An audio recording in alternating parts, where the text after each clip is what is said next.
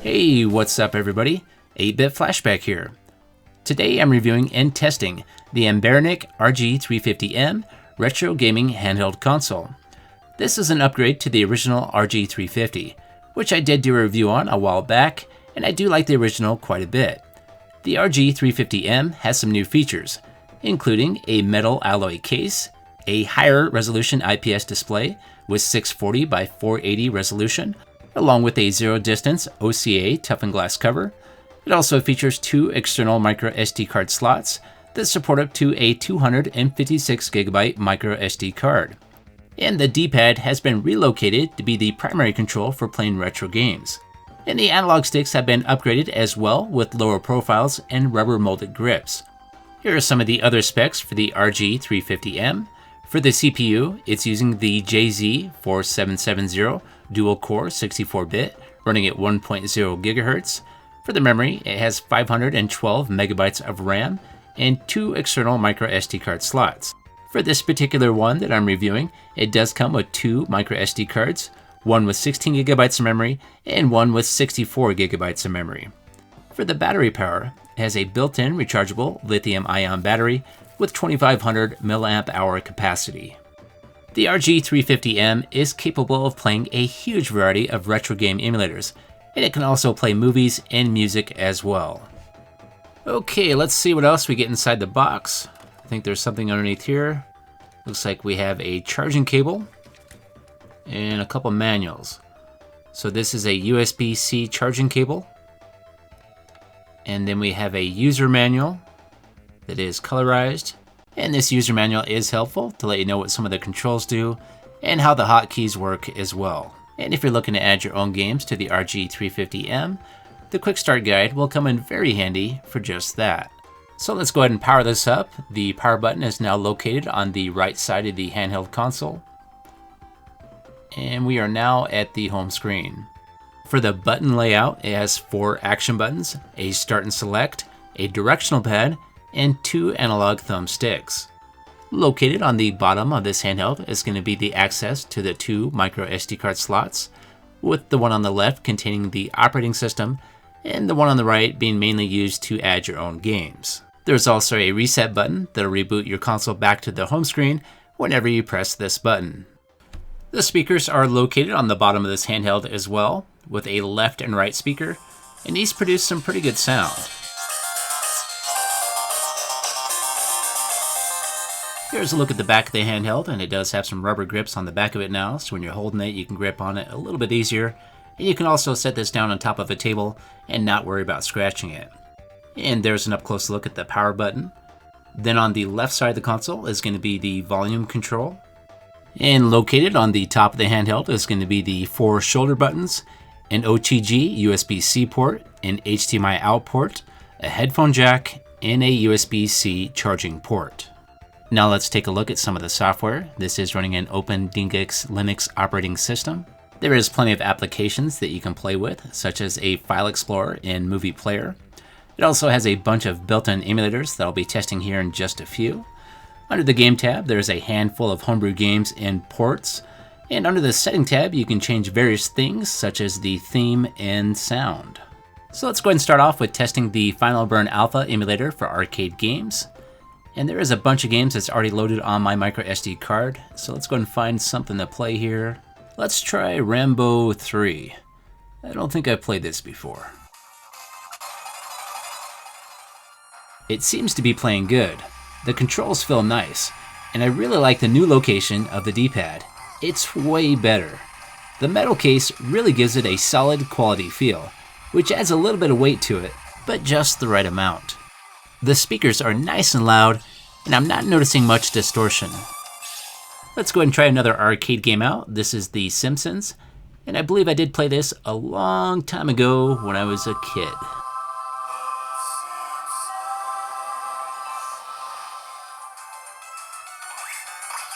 And this game seems to be playing just fine, and I'm going to go ahead and play this here for just a few.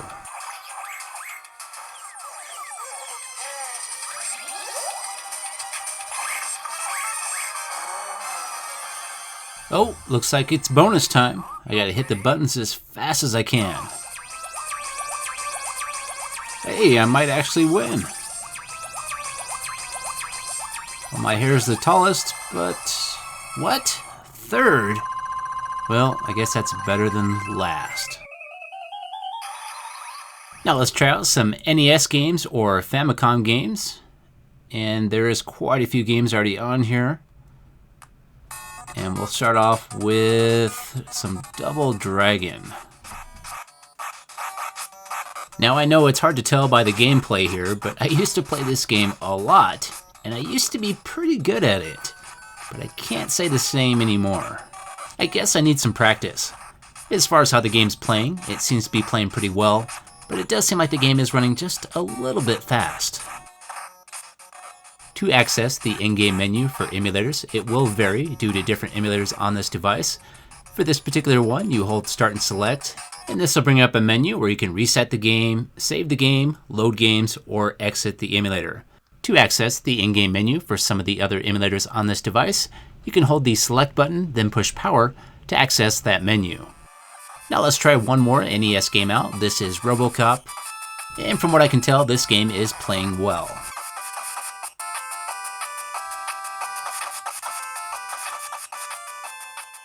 Now let's try out some PlayStation games. So the RG350 is capable of playing all kinds of retro games, ranging from the 8-bit era all the way up to some of the 32-bit games such as PlayStation. And we'll start off here with some Mortal Kombat 4 and my favorite character, Sub-Zero.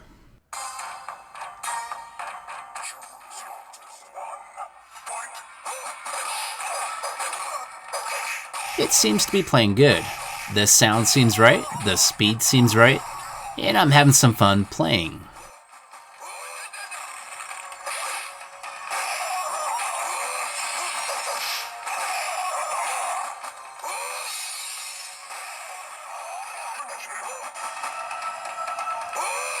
Now let's go ahead and access the in-game menu for this emulator. And to access this one, I'm going to hold the select button, then push the power button.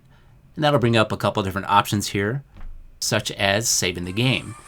Now let's try another PlayStation game out. This is Crash Bandicoot 2.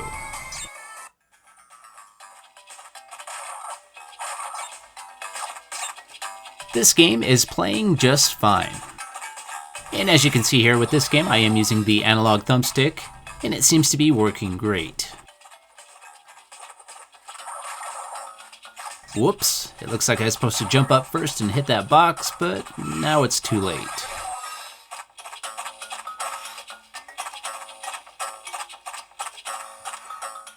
And let's test one last PlayStation game. This is Tekken 3. And we'll pick Law. And again, this game is playing good. Now there is a bunch of PlayStation games out there, so obviously I can't test all the games. I'm sure there's going to be some games that don't play that great with this emulator, but for all the games I've tested today, they play pretty well.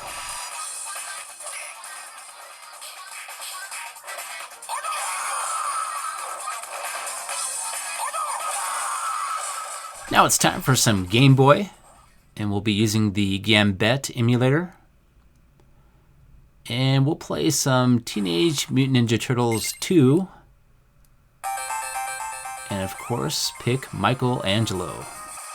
This game actually has some pretty impressive graphics for the original Game Boy.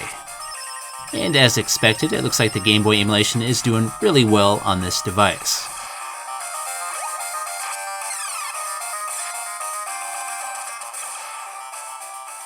Now let's try a Game Boy Color game. This is Man Xtreme 2. And I'm not seeing any issues with the Game Boy Color emulation here.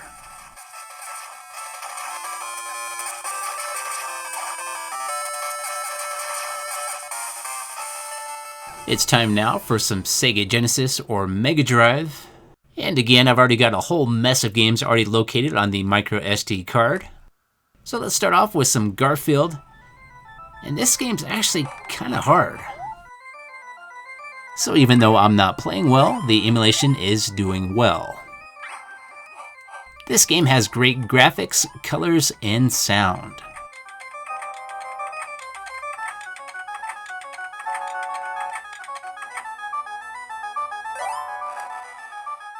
Okay, on to the next Genesis game. This is Gunstar Heroes. Another great game with great sound and graphics. There might be just a little bit of sound distortion happening, but overall I'd say the game is playing good.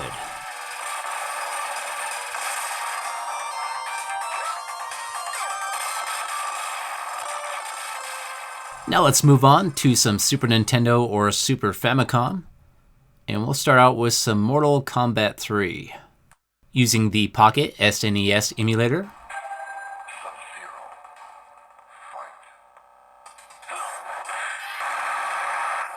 So the game's playing fairly decent, although the sound effects seem to be off. I'm hearing sound effects happening when they shouldn't be, so there's something weird going on with the sound. Now I do think that the RG350M is plenty powerful enough to play most of your Super Nintendo games without issues, so I think this is either a matter of the settings or just using a different emulator would probably solve the issues with this game.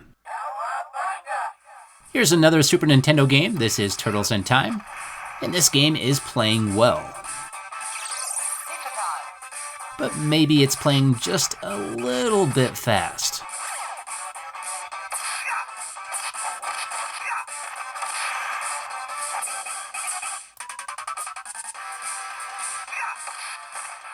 So Doom is one of the more demanding games for Super Nintendo, so I decided to go and give it a try, and unfortunately it didn't do very well. And again, I do think we could see some better results using a different Super Nintendo emulator. Let's try one last Super Nintendo game out. This is Final Fight 3, using the same Pocket SNES emulator. This game is playing great, and it looks like the majority of the Super Nintendo games will play just fine using the Pocket SNES emulator, but there will be a few games here and there that you might have some issues with. It's time now for some Neo Geo, and they've got a lot of cool games, so I'm sure I can find something to play I like here. How about some Metal Slug 4?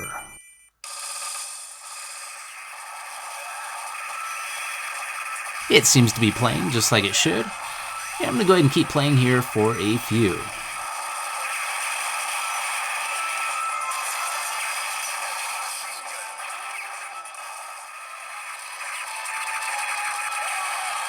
It's time to try another Neo Geo game out. Let's try World Heroes Perfect. And I'm a big fan of all the World Hero games. I think they're all great fighting games. Dragon is my go-to guy, and we all know who he's supposed to be. We got so many Bruce Lee clones in the video games. We got Dragon, Law, Liu Kang, and there's plenty more out there. This game is playing good, and the speed is great as well. And that's one huge thing that the Neo Geo is known for, is a lot of great fighting games.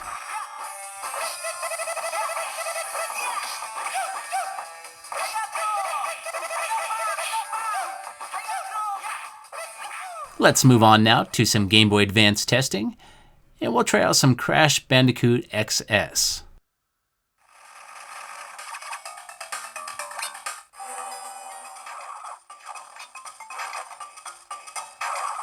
So it looks like the Game Boy Advance emulation is doing good on the RG350M. The 32-bit Game Boy Advance was a huge turning point for Game Boys, because everything before that was only 8-bit.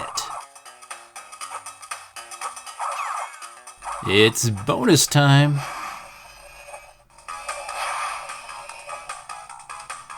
Okay, that's enough. Let's try another Game Boy Advance game. This is Mortal Kombat Deadly Alliance. And this game plays pretty good, but I'm not a fan of this game. It's got some clunky, awkward movements to the game. It's just not that great a game. So overall, I think the RG350M is a great little handheld. I did run into a few emulation issues, but most of the games I tested played good. I really like the metal case. It looks cool and feels nice. They did do a great job with relocating the D-pad and the analog thumbsticks, making 2D gaming and 3D gaming very acceptable on this device. The IPS HD screen looks great with the higher resolution, and it's also got some great viewing angles as well.